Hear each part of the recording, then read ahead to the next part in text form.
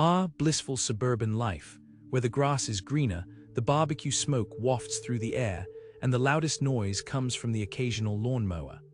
I had managed to carve out my little slice of paradise in the cozy cul-de-sac of Maplewood Lane. For 5 glorious years, I'd taken on the role of the neighborhood's horticultural wizard. My garden was practically a botanical wonderland, filled with a colorful assortment of daisies, hydrangeas, and vegetables that grew so well I might as well have been the master of a secret green-thumb society. Every morning, I would don my wide-brimmed hat and stroll into my yard, armed with my premium retractable hose system that whispered sweet nothings to my flowers as I watered them. I swear it was more efficient than any garden assistant, but less heroic than a knight saving a princess. Carefully trimmed shrubs bordered my property, like the flawless hairdo on a neighbor's poodle, perfectly combed and dotted with regional pride. The neighborhood HOA was a blessing in disguise, managing to keep things civil with rules that were about as strict as a high school dance chaperone. I never had a single problem in 5 years. I always paid my dues on time, adhered to regulations, and attended meetings for the free pastries. Thank you, Jane, for your undeniable expertise in lemon bars. But as life would have it, trouble came clattering toward my doorstep, led by none other than the newly elected HOA president. You see, the house directly across from me had been empty long enough that I had started naming the squirrels that nested in the oak tree out front. Imagine my dismay when, one fine Saturday morning, I was jolted from my gardening reverie by the sound of a moving truck pulling into that empty driveway. Out stepped a woman in all her glory, dressed like she was attending a fashion show rather than hauling cardboard boxes, complete with sunglasses perched confidently atop her head and a smile that could only be rivaled by a sleek, shiny sports car. The ultimate suburban diva, right here in the flesh.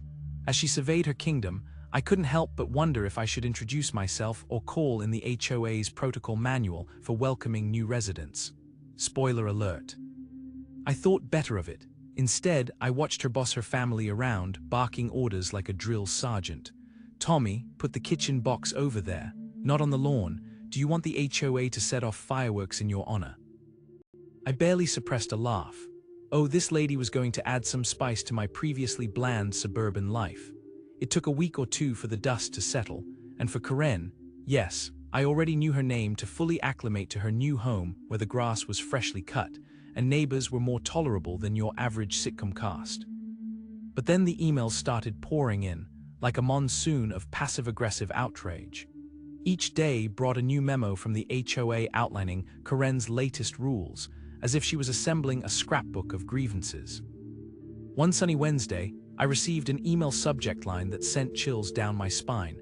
Important announcement: enhanced yard regulations to maintain our community. I blinked at the screen, half expecting the follow-up memo to begin with, "We regret to inform you of the end of your joyous reign as Queen of the Flower Garden," or something equally melodramatic.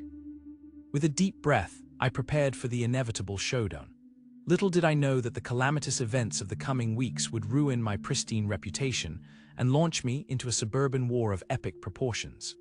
Morning sun hung lazily over Maplewood Lane, casting a golden glow on the freshly cut lawns and pastel-painted houses.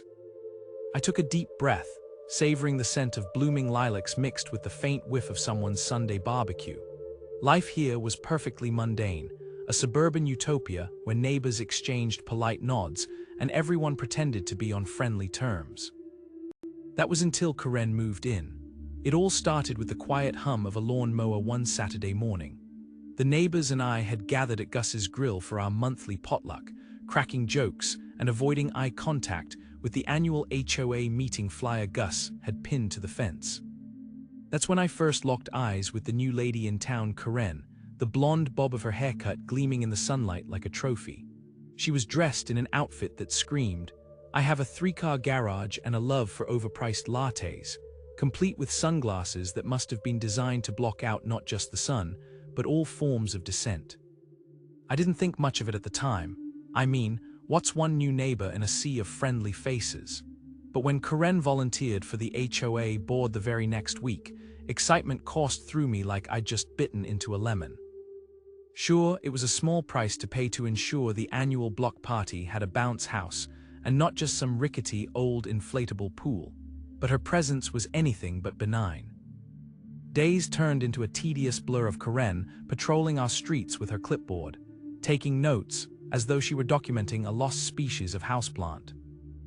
I almost felt sorry for the trees she stood under, transformed into mere props in her ongoing play titled, How to Control Everyone's Life in 3 Easy Steps. I'd even caught her parked at the curb, peering through her tinted windows like a hawk waiting to dive onto a hapless rabbit. "Did you receive my latest note about the lawn ornament policy?" Karen chirped cheerfully at me one day. I grimaced at the puny pink flamingos festively scattered around my front yard. "They have to be less than 12 inches high, you know," she continued, oblivious to my withering glare. I wanted to scream. If I wanted a lesson on lawn aesthetics, I'd have hired a landscape architect. But the real fireworks began when I was at work one Tuesday afternoon. I had a fleeting moment of peace in my chaotic office when my phone buzzed with a notification from my security camera. "Oh, what now?" I muttered under my breath, rolling my eyes as I opened the app. To my utter shock, there was Karen, prancing into my yard like she owned the place, flashlight in one aesthetic hand and my garden hose in the other. She was unwinding it with the finesse of a professional tightrope walker, her sunglasses perched nonchalantly, not a care in the world as she marched right onto my property. "Holly, I'm going to need you to watch your water bill," she told me later that evening when I confronted her in a neighboring driveway. She huffed like I'd just asked her to give up espresso. "As HOA president, I have every right to utilize community resources. Your water bill helps maintain property values for everyone after all." I blinked at her, momentarily speechless. Part of me was weighing my options for proposal grievances, and another part was stifling the urge to laugh at her absurdity while questioning my own sanity. How did I end up here, grappling with a woman who thought community resources extended to her decorative fountain? "Karen," I finally managed, biting back the laughter bubbling in my throat, "next time you need to water your fountain, maybe just use the actual community water bill." With the tension crackling like fireworks, we stood there, each of us picturing how this suburban standoff would play out, my wit pitted against her entitlement. But deep down, I knew this was only the beginning of a war I never signed up for. I never realized I'd be living in a real-life episode of Desperate Housewives. My street, with its pastel-painted houses and freshly cut lawns, had that idyllic suburban charm. Little did I know, lurking behind one of those picture-perfect facades was my neighbor Karen, a one-woman HOA enforcement squad with a talent for turning mundane yard issues into community controversies. It all started innocently enough. I was the proud owner of a modest garden hose, gifted lovingly by my father-in-law, who believed every man should have a hose handy, even if he didn't garden. That summer, with waves of vibrant flowers blossoming in my front yard, I felt like I finally had my life together. But then, like a tornado in a quiet neighborhood, entered Karen. The mighty HOA board member with the zealousness of someone who just found out their favorite season of The Bachelor had been cancelled. At first, I didn't think much of it. Karen had offered to help with her impressive collection of garden gnomes when she spotted me tidying up my flower beds. Little did I know, that was a veil for her true intentions. Behind the kindly facade was an entitlement radar set to high. Within weeks, that garden hose became the holy grail of neighborhood watering systems, and guess who Karen decided would quench her floral obsession? Yours truly. When I began to notice my water bill skyrocketing by almost $70 in a month, it was as if a cartoon light bulb appeared above my head. The moment I put 2 and 2 together, I had to confront that dubious connection between my wallet and my hoses' adventures across the street. So, armed with determination and an increasing suspicion of my neighbor's floral arrangements, I marched into the next HOA meeting, ready to voice my concerns. The hose. It's been well, you know," I stuttered, clutching my notes like a kid who just forgot the homework they didn't do. "I think we need to talk about community water usage," I offered, hoping my voice didn't tremble as much as my confidence. But Karen, the queen of dismissive gestures, tossed her hand through the air like a magician banishing my worries. "Oh, come on, isn't that a bit selfish?" she said, her tone sugary sweet but with a bluntness that could cut through steel. "We're just beautifying the neighborhood here. Surely you can spare a little water for that." "Yes, Karen, because ensuring your petunias are the talk of the town is clearly on par with my sense of financial responsibility." That conversation went south faster than the seasonally inappropriate pumpkin spice lattes at the local cafe. In a stunning display of pettiness, she promptly issued me a citation for unsightly garden tool storage because, heaven forbid, my hose wasn't retracted fully one glorious sunny afternoon. I could only laugh at the absurdity of it all, so I hatched a plan. I installed a lock on my outdoor spigot, a defiant monument to reclaim my hose from the clutches of Karen's floral empire. I imagined her frustrated face upon discovering my clever move, like a villain in an overly dramatized TV show discovering the hero's fortress has been fortified. But as I returned home just days later, exhausted from a long day's work, I was greeted by the most disheartening sight.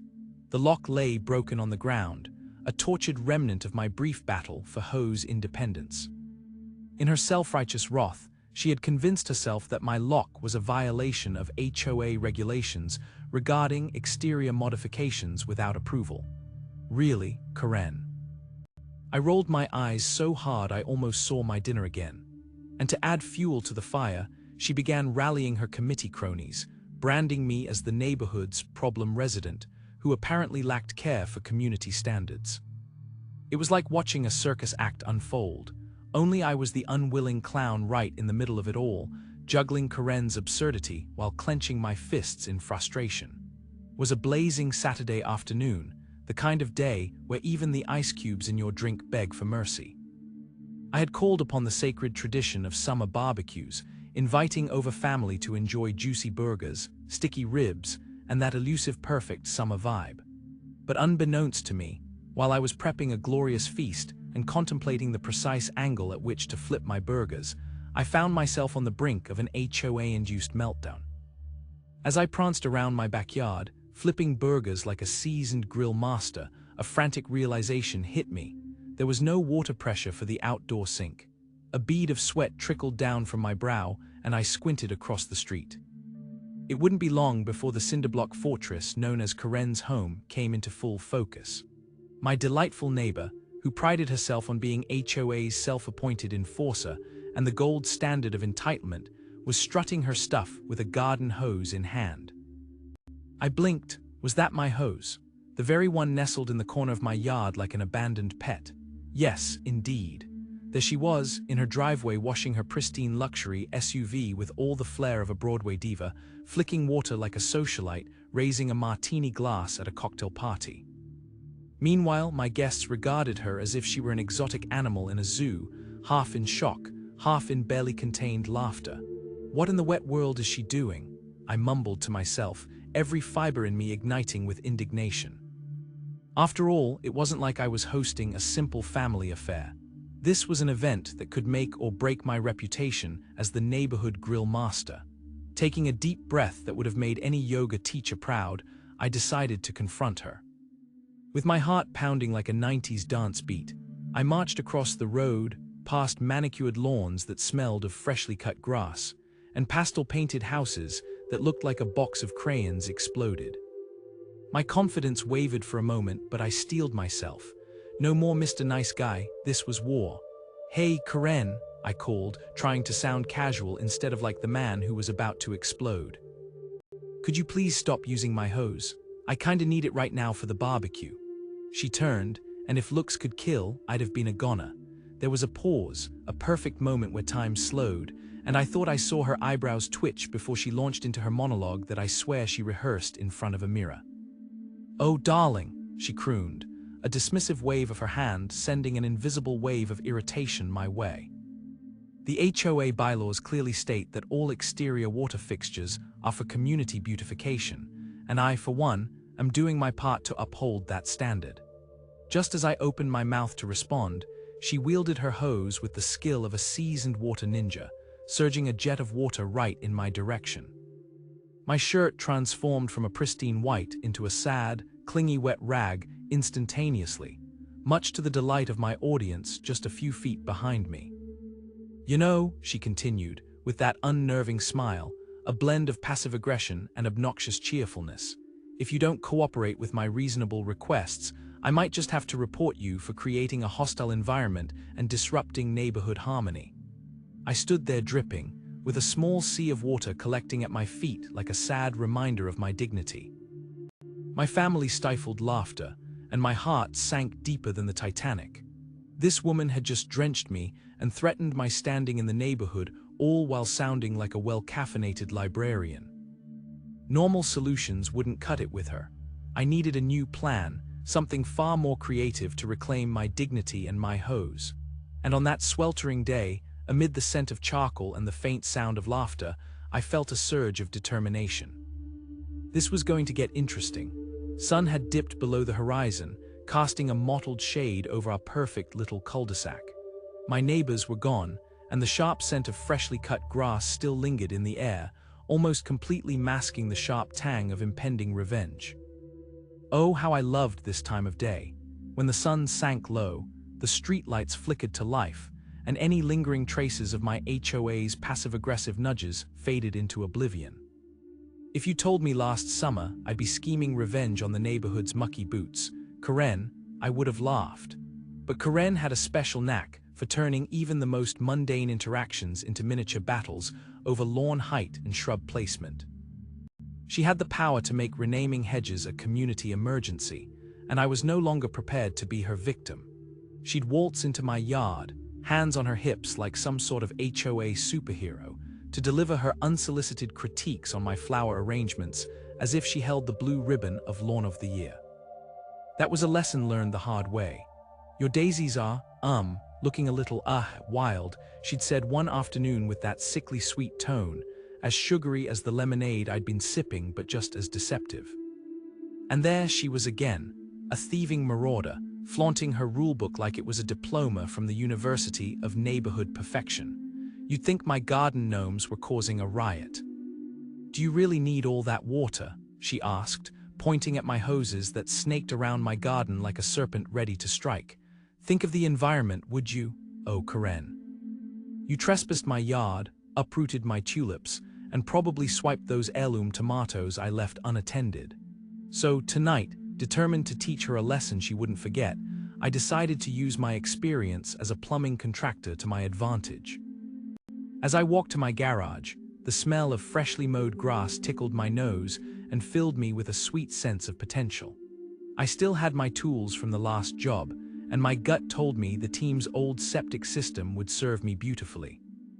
Jackpot, with a little elbow grease, I could tie this scenario into a masterpiece of revenge. My plan was ingeniously diabolical. I could reroute my garden hose to draw from the thick, foul-smelling wastewater we were pumping from that ancient septic tank. After all, the worst smell Karen's ever encountered was probably a cotton candy flavor in the kids' summer camp. I chuckled at the thought of her encountering this new bouquet of stormy foulness. Sneaking into my garage, I grabbed the necessary tools with the precision of a heist artist. "Tonight," I murmured with a wicked grin on my face, "you're going to regret stealing my basil." Soon, armed with a glint in my eye and a toolbox full of sweet revenge, I had the garden hose disconnected from the pristine municipal water supply, and the only thing standing in my way of success was a couple of labeled buckets and my imagination. I pulled the connections from the septic tank, imagining the look on Karen's face when she tested her newfound environmental concerns on the aroma of sewage. I tossed the remaining remnants of dignity aside as I attached my hose to the foul tank, chuckling maniacally. With every twist and clamp, I felt like a mad genius concocting a potion that would transform my peaceful neighborhood garden into a battlefield reeking of garbage. The plan was simple yet brilliant, and above all, possibly foolproof. The next morning, she'd see gardens in a whole new light, and I would revel in righteous cringe as she learned firsthand what not watering my resources really meant.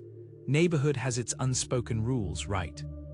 Turn down the music after 10, mow your lawn every Saturday, or face the wrath of the infamous Karen from across the street. I swear, the woman could sniff out a stray piece of grass 3 streets over. She was the self-appointed president of the Homeowners Association, and I was pretty sure she treated her clipboard like a scepter, ruling over our little kingdom of pastel-painted houses with an iron fist. But there's always a neighbor who pushes back against the tyranny of Karen, a smirking rebel in a sun hat, or in my case, a convenient scapegoat for her cruelty. That summer, while she flaunted her perfect lawn and verbally berated anyone whose fence paint was slightly chipping, I reached my boiling point. I had been the target of her pointed stares and passive-aggressive notes for too long, one brutal HOA meeting too many, and I decided enough was enough. So there I stood in my kitchen, plotting like a mad scientist, while she was out there washing her precious car every Saturday, blissfully unaware of the storm brewing in the background, the perfect storm in the form of repurposed wastewater.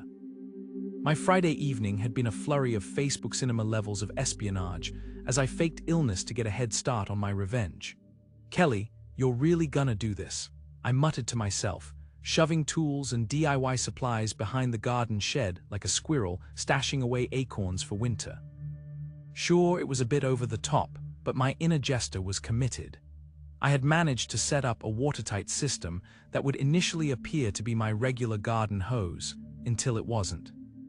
Fast forward to Saturday morning, my favorite time of the week when the world of suburbia came to life. Freshly cut lawns wafting a smell of preen perfection, the sun shining just so, and the serene sound of chirping birds interrupted only by Karen's trademark picking at her imaginary nonconformists. I was all set to execute my plan while she was out there in her crisp white attire, clipboard in one hand, a bucket in the other, prepared to indulge in her weekly car wash ritual. There she came, strutting like she owned the place, glancing around with the careful precision of a hawk. "Mustn't let anyone see how disgusting my neighbors are," I imagined her thinking. Little did she know, my hose was about to become the centerpiece of her own never-ending reality show. As soon as her perfectly manicured fingers gripped the nozzle of my garden hose, its usual steady stream conveniently swapped out for the brownish sludge I had concocted. My heart raced with anticipation. She turned on the spigot, cheerfully humming as the water started pouring out. At first, there was that slight moment of blissful ignorance that we all know too well. Her smile was practically glowing as she tested the temperature. But then the glow faded into a mask of horror. I swear I could hear the screech of her inner diva as the stench wafted up and slapped her right in the face. "What on earth?" she gasped, recoiling as if a snake had just bitten her perfectly pedicured toe. The moment of triumph was palpable. I leaned against the window frame, joy bubbling up inside me like a finely crafted soda. I had her right where I wanted her, caught in a crisis of her own making. The ultimate irony. The Queen of Clean had just bathed herself in the very scum she judged others for having. Life was sweet, and I had a front row seat. I had always known that the HOA had a colorful cast of characters, but Karen Campbell, our board president, took the cake and promptly used it as a weapon against my water supply. Let me set the stage. Our neighborhood is a picture-perfect postcard of pastel homes, freshly cut lawns, and the relentless hum of passive aggression. If Stepford had a slight dash of "we're better than you," it would be the perfect description of our cul-de-sac. It all started on a Wednesday morning, one of those days where the sun shines just right, and even the birds sound polite. I was lounging in my hammock, half-heartedly scrolling through my phone, when I noticed the unmistakable glint of Karen's designer sunglasses peeking over the hedges separating our lawns. She was on a mission, and unfortunately for her, I was alive to witness it. You see, Karen believed that as HOA president, she had a divine right to trample through our properties, trading her high heels for the humble dignity of neighborhood duties. How noble of her. My water bill had been climbing astronomically, like a balloon shot up into the sky. Turns out, she was swiping my water to hydrate her precious bougainvillea, skipping the simple act of asking for permission like the rest of us mortals. That fateful day, seeing her trespass for the 100th time was the last straw. I'd had enough of being the neighborhood water cooler. I'd make my stand, or rather, my extravagantly decorated porch would be the perfect stage for our upcoming showdown. Armed with the security footage, my homemade popcorn, and a grin that required minimal decking out of my facial features, I was about to serve Karen a side of reality. As she basked in the cool spray of my sprinkler, I decided to make my presence known. "Hey Karen," I called cheerfully, taking a delightful sip of iced tea, "you might want to watch out for those rogue sprinklers." Her head whipped around as if I'd shouted fire. In a crowded theater, "How dare you?" she huffed, her hands on her hips, the picture of disapproval wrapped in a designer jacket. "You could have your neighbors think I'm slacking in my duties. And let's not even talk about how this will affect my dry cleaning expenses." She waved her hands dramatically, pointing to her becoming less than pristine outfit. Before I could respond with a witticism that was surely worthy of a sitcom's laugh track, a low rumble of laughter echoed from across the street. The other board members had arrived, equally entertained by the spectacle. I couldn't help but feel a spark of glee. Was this the moment I'd become beloved in the community as the hero who brought corrupt water bandits to justice? With the gusto of a seasoned courtroom artist, I pointed to the camera behind my porch window. "You might want to watch this," I said, pressing play. The scene unfurled like a tragic comedy, Karen tiptoeing onto my property, the audacity of her act playing in a loop, each theft more daring than the last. As the playback rolled, the realization of the evidence hit her harder than one of my infamous apple pies in the face of an unsuspecting neighbor. "Implied permission," she shouted in disbelief as mortification washed over her. But the catchy phrase quickly became drowned out by the incredulous gasps and the delightful little giggles of her fellow board members, as they marveled at her unfortunate predicament.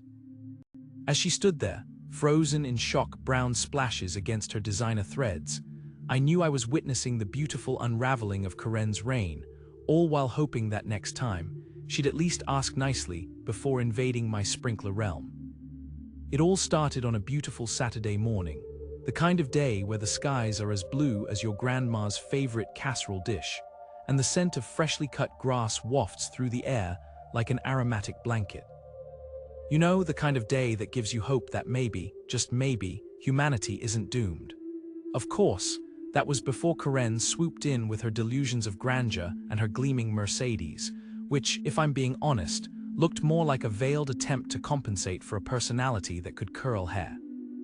I was out in my yard, contemplating whether my next DIY project would be building a compost bin or just giving my spigot a little TLC. As I fiddled with my watering can, I heard a voice that made my skin crawl, a voice that could only belong to the self-proclaimed empress of the neighborhood. "Hi, I need to borrow your water. My car's a bit dirty." I glanced over, half expecting to see a royal decree in her hands. Instead, there she stood, clad in her designer yoga pants that had never seen a day of actually doing yoga. Her haughty grin looked like she just won a trophy for most unchristian behavior. Borrow?" I asked, raising an eyebrow. "Just for a quick car wash. I'm hosting a garden party later, and you know how much we need to impress the new neighbors." Inside my head, a battle ensued. The nice neighbor, part of me fought tooth and nail against the rage against entitlement part, but we both knew how this would go. "How about you just fill your bucket at a gas station like the rest of us mortals?" I suggested lightly, with a smile that barely concealed my disbelief. But Karen just waved a dismissive hand as if swatting away a pesky fly. "Oh, come on, it's just a bit of water. Just think of it as my contribution to the community." "Contribution?" I almost snorted. More like crashing the HOA party in a jazzy champagne-fueled whirlwind of self-importance. And I could think of it as my water bill skyrocketing while you turn my driveway into the local car wash. I could feel my sarcasm bubbling up like my grandma's famous spaghetti sauce, thick, rich, and just spicy enough to burn a little. The nerve of her, borrowing utilities without so much as an "if you don't mind," was one thing, but when I saw her wandering around my property like she owned it, I practically had a cardiac event. "Listen, Karen, this isn't a communal municipal water supply," but she merely laughed. "You're overreacting, it's just water." And that was the tipping point. I didn't just snap. I felt like a popcorn kernel that had exploded into a full-on microwave disaster. "It's MY water," I screamed like a lunatic in my front yard, and I could practically hear my neighbors peeking through their curtains, popcorn in hand, ready for the drama. Wow, such a reaction. This is why we really need stricter rules in the HOA, she spat, melting my resolve into a puddle of indignation. In that moment, clear as day, I hated Karen more than I hated pineapple on pizza. I resolved to do two things: document this for the sake of my sanity, and prepare for an HOA showdown of epic proportions. Little did I know, our neighborhood was about to see the craziest HOA drama since Mrs. Thompson tried to get the blue house painted pink. Spoiler alert, it wasn't pretty. In the days that followed, I began plotting my course of action. If Karen thought she could waltz onto my property and use my water as if it were her personal fountain of youth, she had another thing coming. I wasn't just about to let this slip. It was time for justice, and I was assembling my evidence like a law student prepping for finals. The showdown was brewing, and it was going to be spectacular.